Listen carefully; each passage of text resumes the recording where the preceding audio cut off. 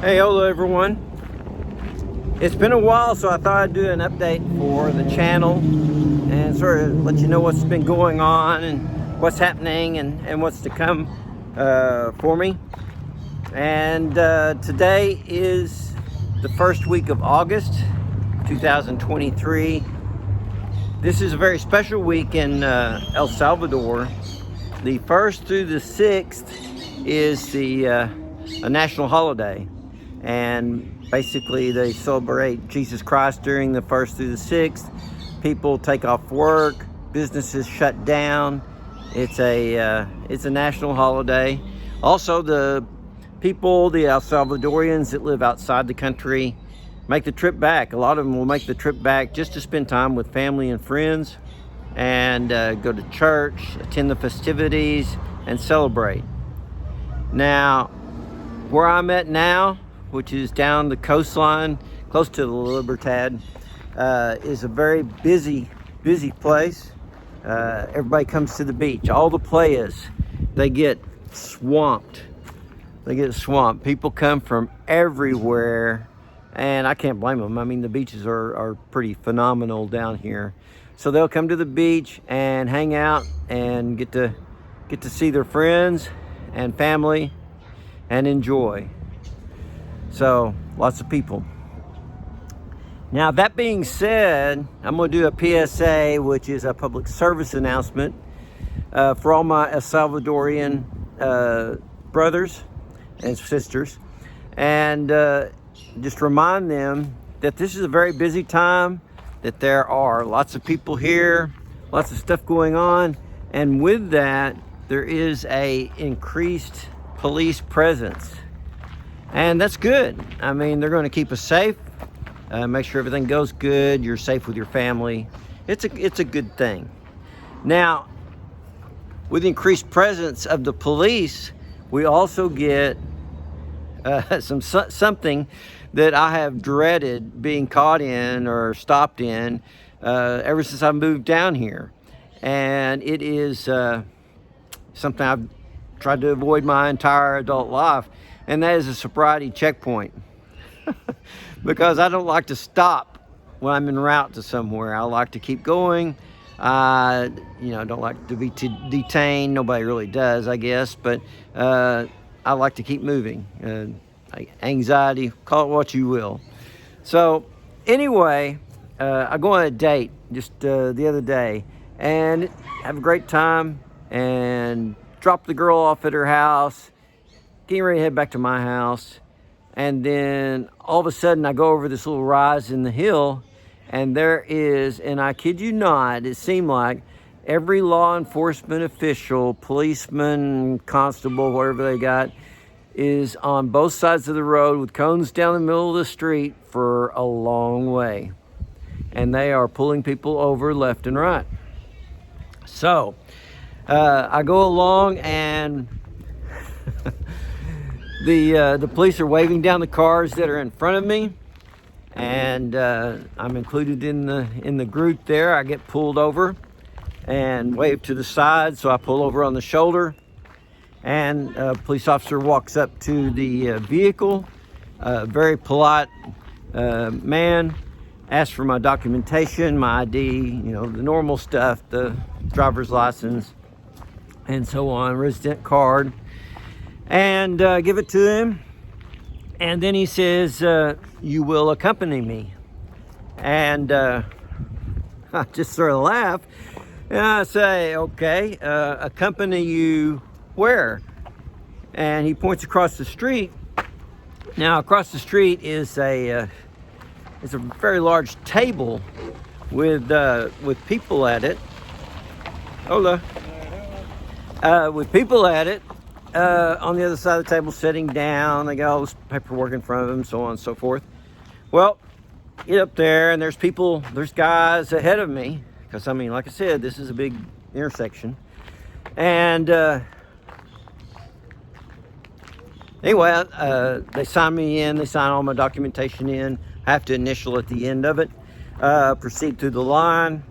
When I get to the end of the line, there's a gentleman there with a breathalyzer. And so anyway, look at him. He's asked me to blow into the breathalyzer. So I do this, blow in, watching the LED readout as the process goes on, and yeah, it comes up a big fat 0 on the LED screen. And so I sort of smile, and he looks at it, he looks confused, and he looked a little confused, a little disappointed actually. And he looks at the girl that's writing everything down. She just shrugs. And so he looks back at me. He says, "Okay, you're good to go." And they hand me back my paperwork. And I really resisted the urge to give him a high five.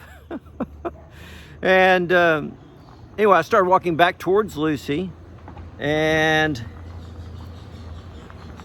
make sure I don't get ran over out here. Walk back towards Lucy, and I asked if I could go ahead and do some do some video just to sort of show you guys what it was, what it looked like. But they said no. They said no, I could not do that. And so, okay, but there was behind them, there were all these news crews or whatever from local news, videotaping, taking pictures of the whole thing. So somewhere out there, there's a picture of me smiling, hopefully, at the end of my little test. So I get back to Lucy, get her started. I mean, we're right around the corner. I'm right around the corner from my house. And I start back, but as I'm starting back, there's a flatbed truck pulling out in front of me, going the opposite way. And where it was going, I'm pretty sure, was the police station, to the jail, basically, with quite a few people in the back. And I'm guessing that these guys probably didn't pass their test, and so their lodging for the night just got changed. And so with that being said, be careful. Get an Uber, phone a friend, don't drink and drive, be smart, and know the laws in the country that you're visiting, and hopefully it'll make you better understand what's permitted and what's not. In El Salvador, the legal limit is 0.05 down to 0.01. Not really sure, it's somewhere in there because I got two conflicting readings on that. But basically it's a zero tolerance policy for drinking and driving, which is fine. You just got to know your limits, and you have to understand if you go out, you need to have a different way home or somebody that's going to take you home. All right, so be careful. Yeah, I recently completed my mission. When I came to El Salvador, it was to travel around, make it basically a big loop around El Salvador and explore the different cities and see different sights and meet people and just, check it out. Yeah, I'm in the house market, and I want to find someplace I can call home, someplace to settle down and just sort of be able to take a breath. I mean, I've been in hostels, I've been in Airbnbs, I've been hotels, motels, the Holiday Inn. It's, pretty much everything. So, I know where I want to be. I've got a friend that lives in the area, and he's been my go-to guy. We've been touring houses left and right, looking at different things. Seen some neat houses, really have. I mean, it's been pretty cool. You ask all the questions, you try to find out different things about the house, try to find the price, you do all that. Well, the bad thing is, I'll get a call like the next day, or a text or a message the next day, and it says, "Oh, I'm sorry, the price is going to go up $100 to $200. And I'm thinking like, really? We just talked about this the other day. This is what the price was. This is what it included. This is what I had to do. This is what you had to do. And now it changes. And it's, basically it sucks. And it's their house. They're going to do what they want to do. And you're sort of, at their mercy. Well, we had one just this last week. It kept getting delayed and delayed. And then, finally, it looks like we're going to get to see it and get the call. Oh, we've changed our minds and it's not going to happen. And so what do? There's nothing you can do, really, because they're going to do exactly what they want. Now, this happened just yesterday. Toured a house. It was pretty cool. I got along good with the owner. I mean, everything seemed to be fine. And we agreed on a price. I had the deposit with me. And after we all agreed, there's me and my buddy and the homeowner, I was going to write it down and, put how much, just some basic stuff, basic info, have all three of us sign it, give him the original. We could make, take photocopies. And that way we've got something. I mean, still got to go to the lawyer, but we'd have something in writing. Well, he said, no, that's okay. My lawyer will take care of this Monday and we'll be, basically okay. We'll be good. So, shake his hand. My partner shakes his hand. Get a call last night or early this morning. And that, that's just not going to be enough money. I'm doing all this stuff. We're going to have more. Really. So, I said no. And the thing is, man, where I grew up, if you give the guy or girl, your word, especially a business deal, you give them your word and then you shake on it. I mean, your word is your bond. And then when you shake hands, you're basically sealing the deal. And I know there are a lot of El Salvadorians that are straight up and down, treat you right. But I don't know what it is, but I have ran into some of the odd ones, I guess, in this subdivision that I'm trying to get in, that, I don't know if it's the gringo in the room and they're trying to milk me for whatever they can. I don't know.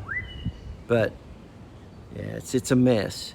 It's very disheartening to deal with people when you shake their hand and it changes overnight.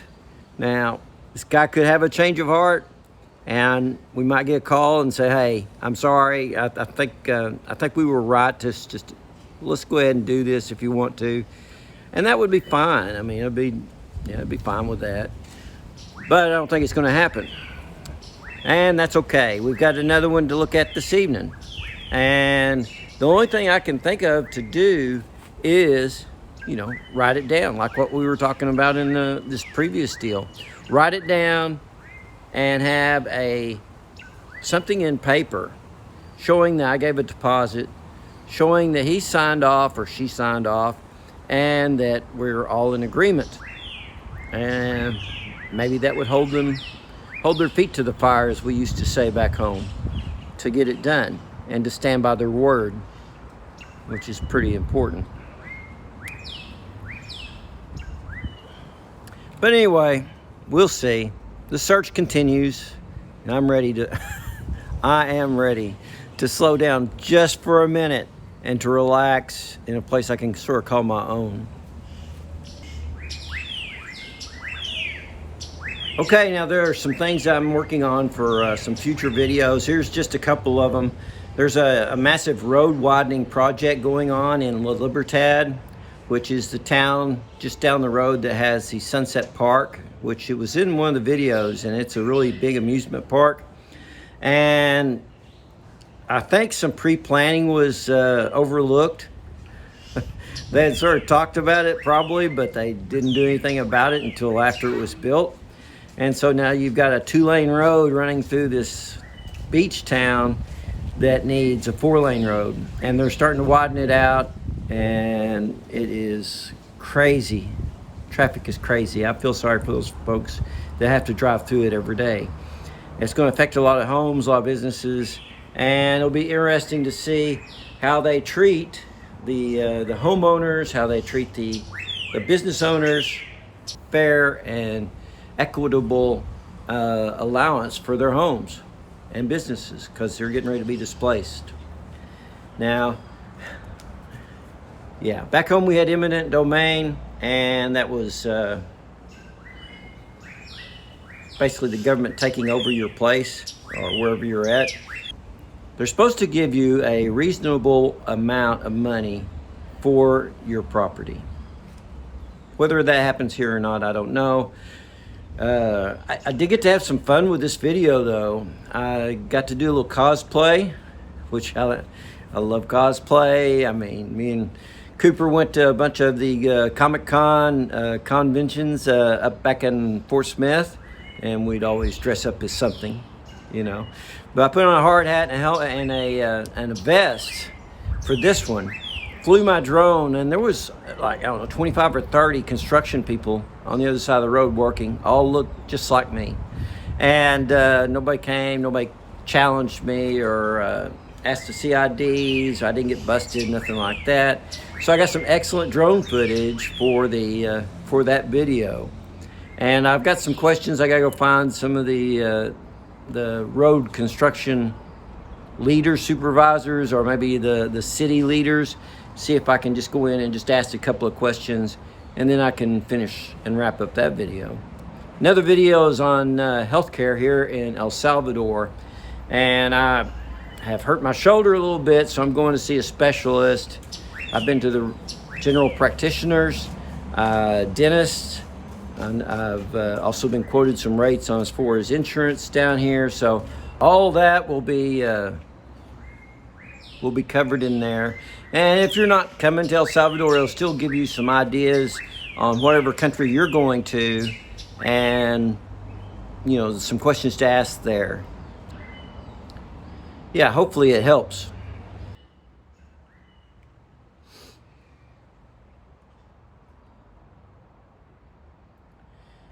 Yeah, I'm sorry, this gimbal is going all over the place. It's a new gimbal I'm just trying out. It's a DJI for my iPhone, and I think if it is if the operator knows what he's doing, it's going to turn out to be pretty cool. So still working on that. Now I know you've got to look at my ugly mug this whole video. Not really a great thing. So I've got some pictures of people I've met while I've been down here just recently, some things I've seen, and so we'll put those in the ending part of the video. I just want to say thank you so much for all the likes, the comments, subscribing, you regular people that comment on me all the time. Thank you. Really appreciate that. It means a lot. And then I guess till the next time, it's hasta luego, and I'll see you later. Bye.